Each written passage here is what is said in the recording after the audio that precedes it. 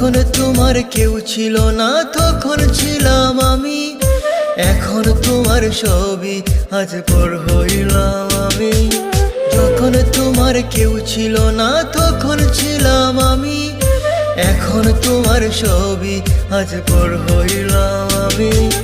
আমার তুই বেঈমান বলে করলি অপমান, আসলে আমি